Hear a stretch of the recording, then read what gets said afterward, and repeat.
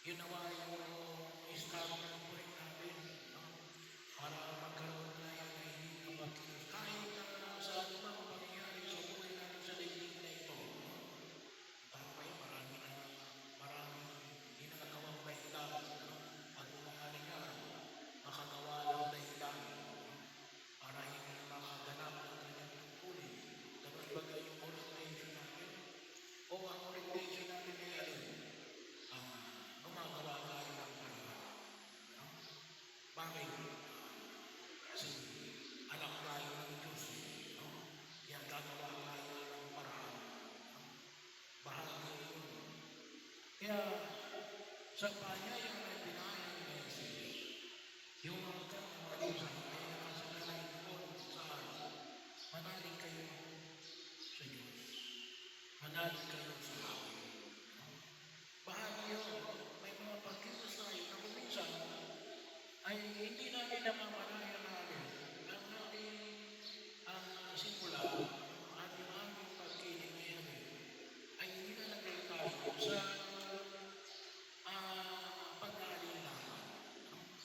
Kaya nga isa sa mga binibigyan din namin ng halimbawa yan yung pamahiin. No? Kalimitan mo ng pamahiin na yung pamahiin.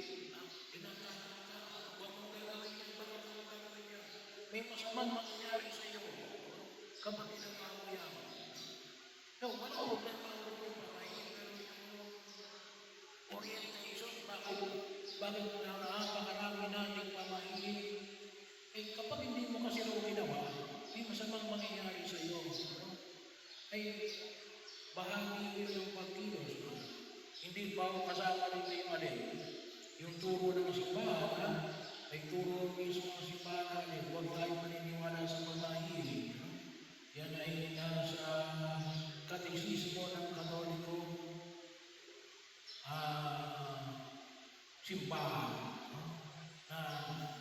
Hindi dapat tayo naniniwala sa pamahiin. Pero yun ang orientation ng kanyang pamahiin. Huwag mong gagawin yan kasi may masamang mangyayari sa iyo. Yung ating pananampalataya, isang pananampalataya natin, higit na nakakita ng pagkilos. Hindi mo masamang gawin mo yan. Pero, hindi gawa ng pamahiin. Gawa ng alin? Gawa ng pag-ibig. Gawa ng magtutulong sa iyo ito para mailayo ka sa kasalanan.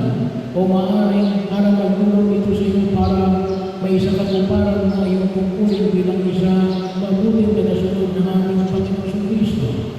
Upang may pahayag mo yung pag-ibig sa Diyos at pag-ibig sa kapwa. Kaya, hindi yan natin. Kaya, bigyan natin na higit na pagkilala yung biyaya naman ng ating pananampalataya. Kasi yung pananampalataya natin, isang pananampalataya na magiging pamantayan natin sa pagkilos na ito upang alin. Gabayan tayo sa higit na pagkilala natin sa ating Panginoon Kristo na magtutulong sa atin ng alin, buhay na ganap at kasiyasiya.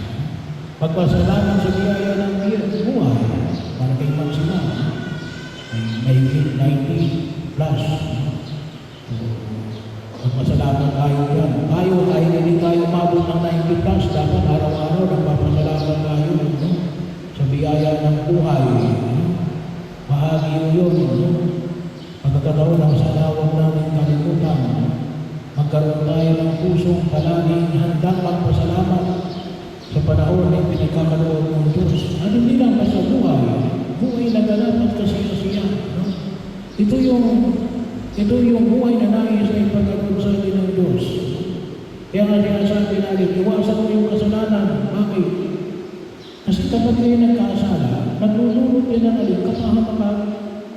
Kapahamakan mo, kapahamakan ng mga mahal mo sa buhay, kapahamakan ng taong gagawan mo ng kasalanan. Bahagi yun na makita ko natin. At higit sa lahat ay yung pangatlo, yung buhay na walang hanggan. Kaya nga sabi nga natin, manutusin yung buhay na walang hanggan, ay nagsisimula, hindi pagkatapos ng kamatayan. Yun ang kaganapan. Pero ang buhay na walang hanggan, ang langit ay nagsimula nung tayo ay bininyagan.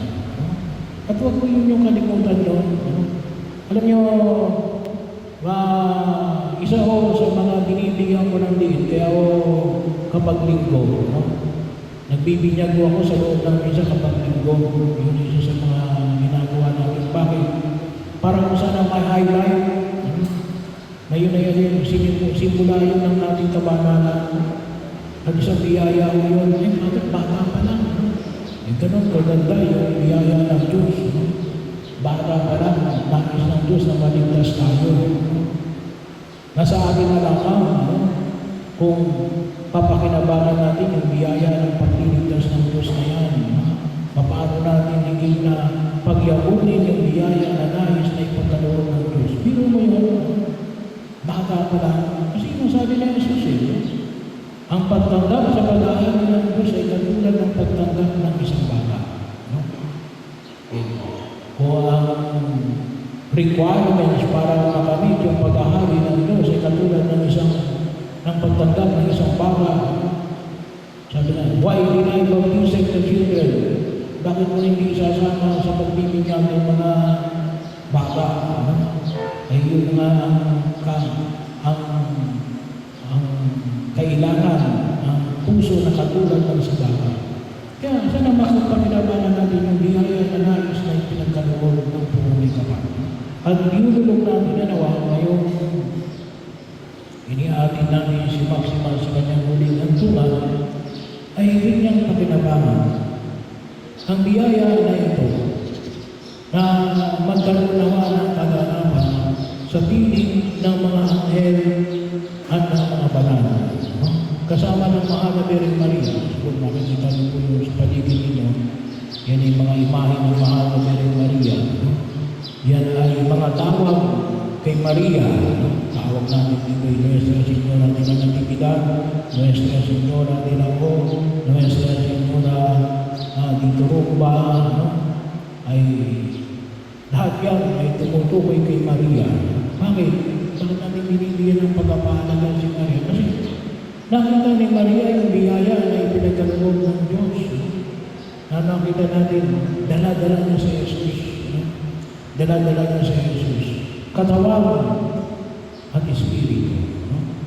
Tayo rin, sana nakikita natin, huwag natin kalimutan din. Dala-dala din natin si Jesus. Kailan?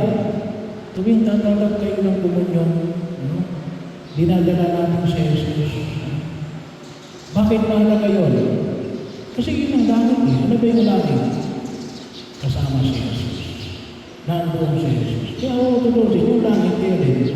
Nagsisimula dito sa lupa. Yung langit yun eh. Magkakaroon lang ng kaganapan sa oras ng ating kamatayan. Pero yun ay